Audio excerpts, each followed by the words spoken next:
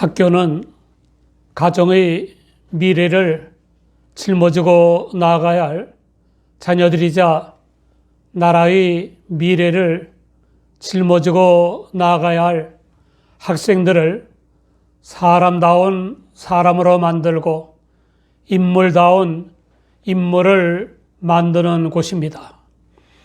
그러므로 교사들이 면전에서 제자들의 욕설을 듣고 폭행을 당하거나 학생들이 집단 괴롭힘을 가하고 당하는 지옥이 되면 안 됩니다. 뱃속에서부터 사랑하여 기른 자녀 때문에 보람을 느끼는 부모들보다는 아픔을 느끼는 부모들이 훨씬 더 많습니다. 부모가 자녀 때문에 아픔을 느끼는 이유는 자녀 사랑이 부족해서가 아니라 자녀 사랑이 잘못되었기 때문입니다. 자녀가 잘못을 해도 무조건 끼고 도는 부모들이 있고 자녀의 입시 서류를 위조해주는 부모들도 있습니다. 맹목적인 사랑은 자녀를 망치는 것입니다. 잠언 4장 1절을 보면 아들들아 아비 훈계를 들으며 명철을 얻기에 주의하라 라고 했습니다. 자녀들에게 하나님을 믿는 아비가 하나님의 말씀으로 하는 훈계와 명철을 듣고 얻기에 주의하라는 것입니다. 그런데 대부분의 부모들은 자녀의 육체적 필요인 먹을 것과 마실 것과 입을 것을 채워주는 물질적인 사랑에 치우치고 있습니다. 보다도 중요한 자녀의 정신적인 필요에 대해서는 별 관심도 없고 시간적인 여유도 없다고 합니다. 더 심각한 문제는 부모들이 모든 사람, 특히 자녀들에게 가장 중요한 영적인 필요에 대해서는 아예 생각조차 없다는 것입니다. 그러므로 자녀들이 바른 신앙 인격이 형성될 리가 없습니다. 잠언 4장 1절 이하는 하나님을 잘 믿는 현인이 하나님의 영이시자 그리스도의 영이신 성령의 감동을 받아서 젊은이들에게 주는 권면을 부자 관계로 비유한 말씀입니다. 우선적으로 사회의 기본 구조인 부모와 자녀의 관계에 적용되어야 합니다. 부모가 자녀에게 물질적 사랑을 하든지 정신적 사랑을 하든지 간에 중요한 것은 자녀에게서 존경받을 권위가 있어야 한다는 것입니다. 이 부모의 권위는 바로 언행일치입니다. 밤을 새워가며 부부 싸움을 하면서 자녀들에게는 화목하라고 하는 시기라면 곤란합니다. 불안과 두려움에 떠는 자녀의 머릿속에는 부부 싸움이 강하게 새겨집니다. 편애하면서 형제자매의 우애를 강조하는 시기라면 곤란합니다. 자녀들에게 시기와 질투, 반목과 다툼을 조장하게 됩니다.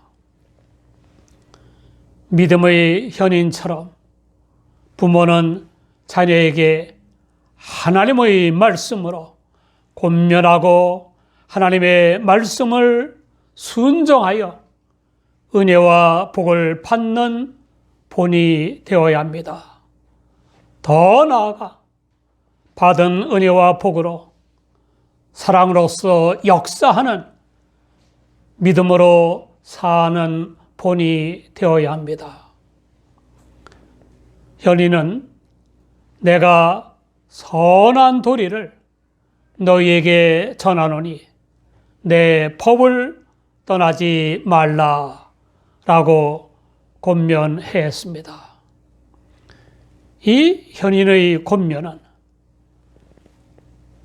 그 자신이 유약한 외아들로서 하나님의 말씀을 순종하는 믿음으로 산 부모의 가르침과 명령을 지키는 생활을 통해 확증된 것입니다.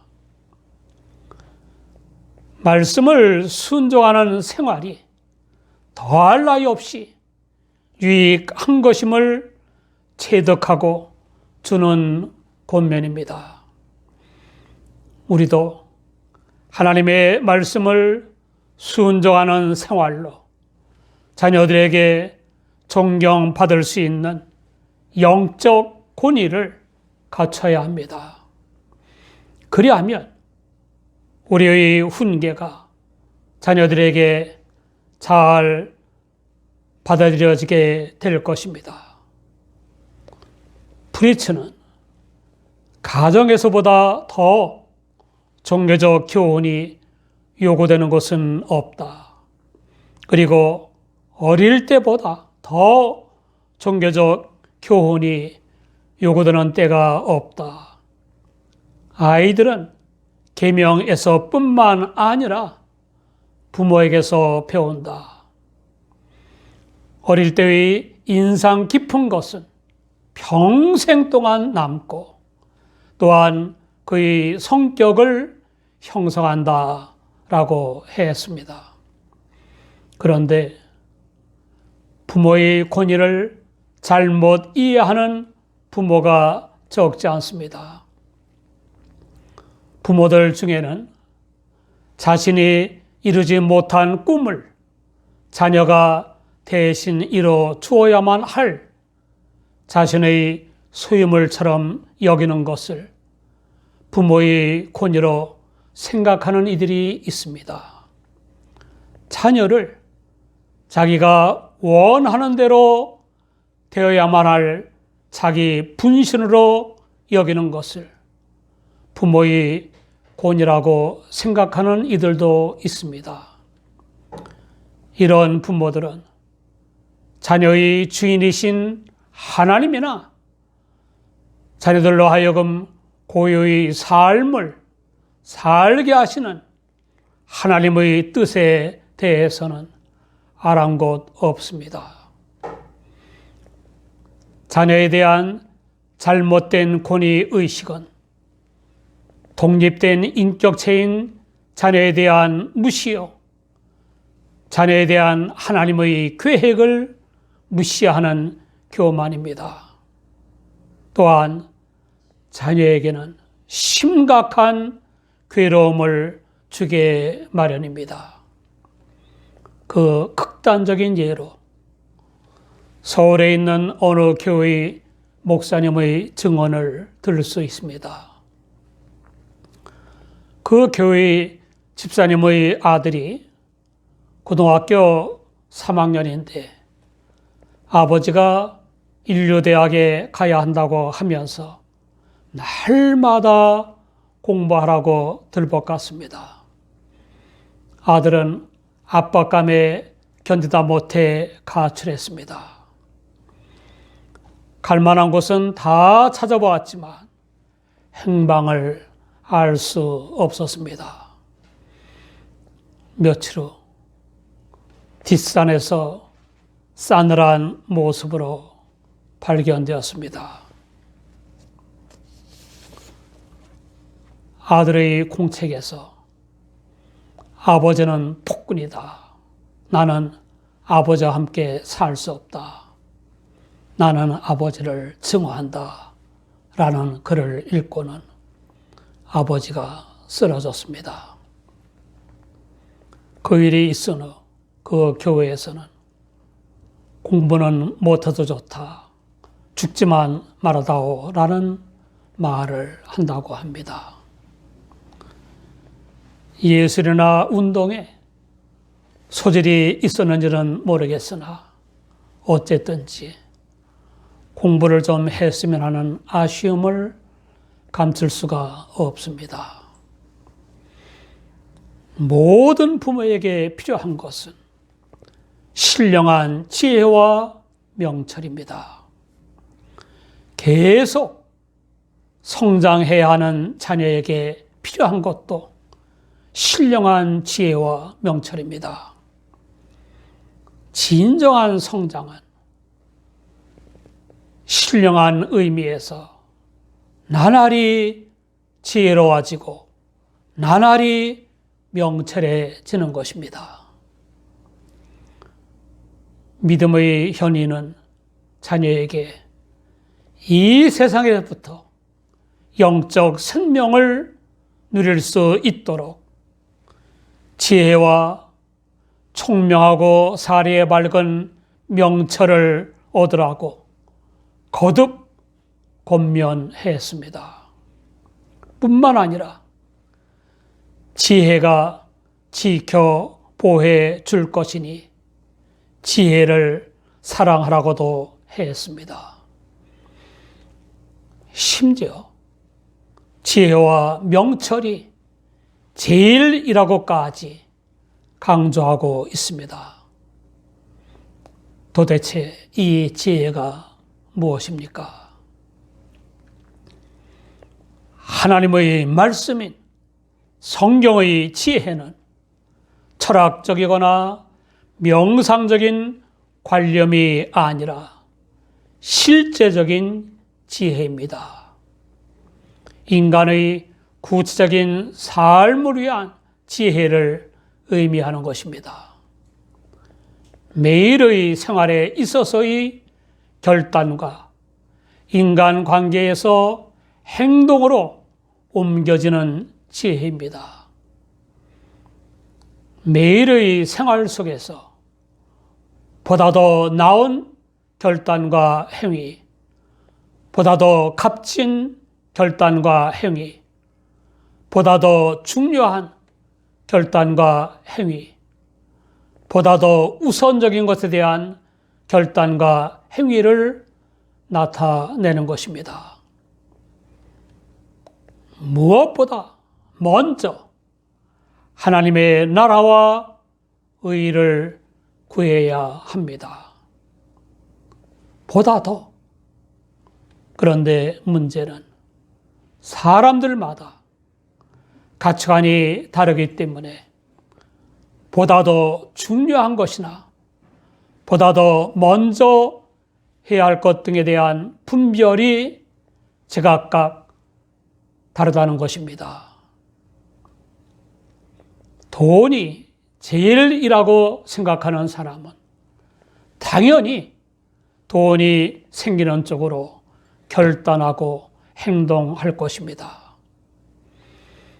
오랜 세월 지식을 쌓고 남다른 노력을 해서 출세한 다음에 뇌물을 먹거나 공금을 횡령하는 범죄자들이 적지 않습니다. 권력이 제일이라고 생각하는 사람은 죄악 수단도 마다하지 않고 권력을 원전적으로 결단하고 행동할 것입니다. 역사를 보면 하나님의 피조물인 인간을 영혼이 없는 단순한 물질적인 존재라고 여겨서 대학살을 하면서 권력을 쟁취하거나 권력을 악용하는 살인마들이 적지 않습니다. 이런 살인마들에게 하나님은 애시당초 존재하지도 않습니다. 성적 쾌락이 제일이라고 생각하는 사람은 음란한 영의 유혹 쪽으로 결단하고 행동할 것입니다. 기도와 말씀을 통한 성령 충만으로 인한 영적 기쁨 대신에 죄악의 낙을 추구할 것입니다. 야고보서 3장 15절을 보면 위로부터 내려온 것이 아닌 인간의 지혜를 가리켜 세상적이요 정욕적이요 마귀적이라고 했습니다.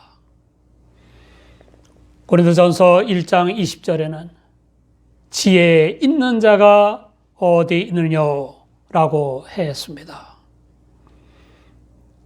우리가 구해야 할 참 지혜이자 자녀에게 선물해야 할 참 지혜는 4대 성인이나 현인들이 아닌 하나님께 구해야만 얻을 수 있는 것입니다.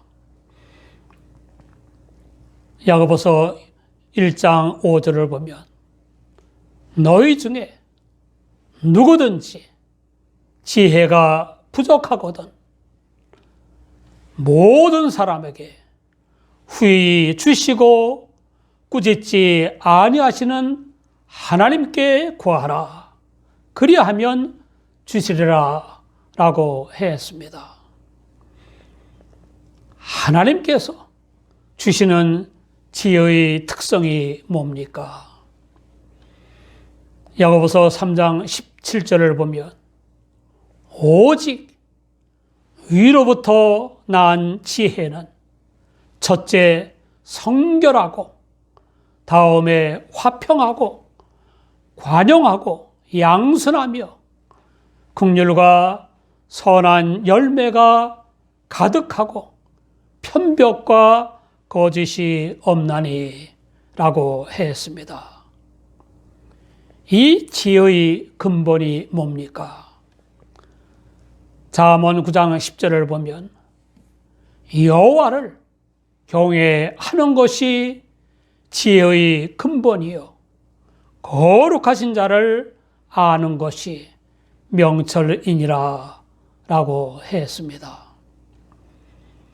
하나님을 공경하며 두려워함으로써만 올바른 결단과 행동을 할 수 있습니다.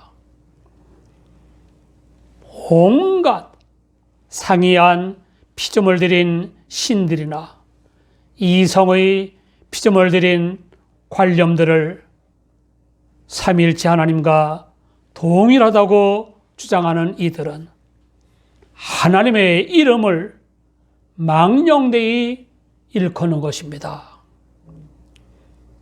로마서 1장 22절 이하를 보면 스스로 지혜 있다 하나 우둔하게 되어 썩어지지 아니하는 하나님의 영광을 썩어질 사람과 금수와 버러지 형상의 우상으로 바꾸었느니라.